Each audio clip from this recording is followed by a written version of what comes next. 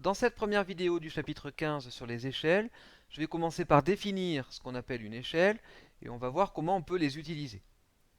Quand on réalise une carte, ou un plan, un dessin, une maquette, à l'échelle, eh bien il y a proportionnalité entre les distances réelles et les distances sur la carte, ou sur le plan, ou le dessin, ou la maquette. Eh bien l'échelle, c'est le coefficient de proportionnalité de cette situation. On peut en déduire une règle de calcul pour l'échelle. Il s'agit, pour calculer une échelle, d'effectuer le quotient entre la distance sur le plan et la distance réelle qui lui correspond. Attention, on doit s'assurer que les deux distances, sur le plan et la distance réelle, soient exprimées dans la même unité. Maintenant que nous avons défini l'échelle, on va pouvoir voir comment on va l'utiliser, cette échelle.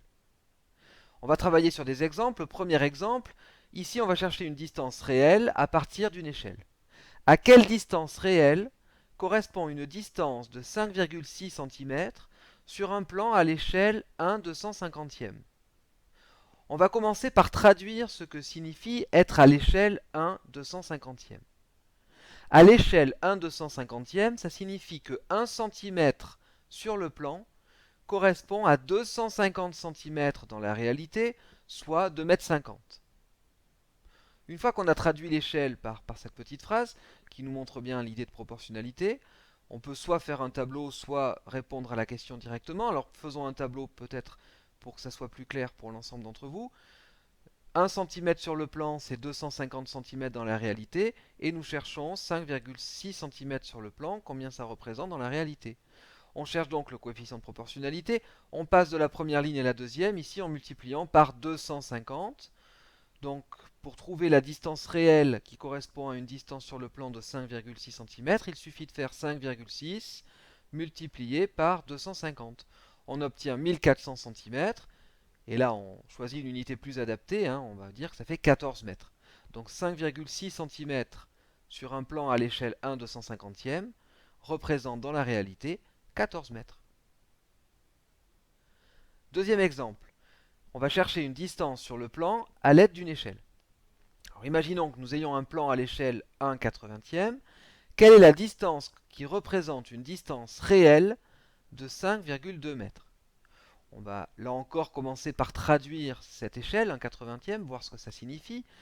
À l'échelle 1/80e signifie que 1 cm sur le plan correspond à 80 cm dans la réalité.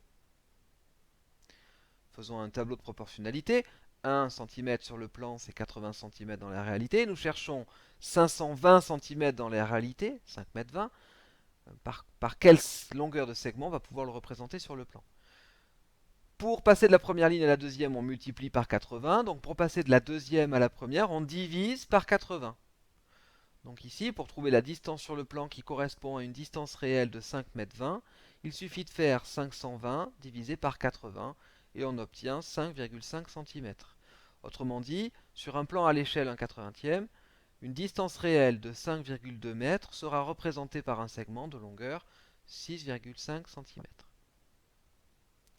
Dernier exemple, si on cherche une distance réelle, mais sans échelle cette fois-ci.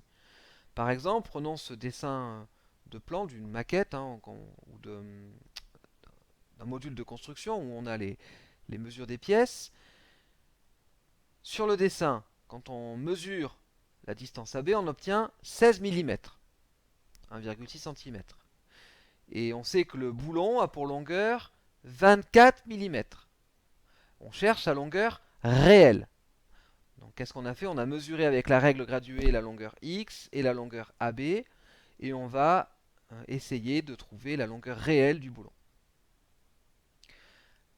La distance sur le plan, on connaît la distance AB, sur le plan c'est 16 mm, on vient de le dire, dans la réalité c'est 6,4 mm.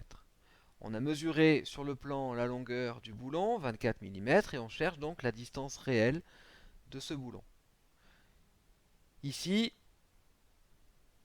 on peut remarquer que pour passer de la première ligne à la deuxième, il suffit de multiplier par 0,4. Comment on trouve ce coefficient de proportionnalité? Simplement en divisant 6,4 par 16. Et ainsi, pour trouver la distance réelle, il suffit de multiplier 24 mm par 0,4 et on obtient donc 9,6 mm. Autrement dit, dans la réalité, notre boulon mesure 9,6 mm.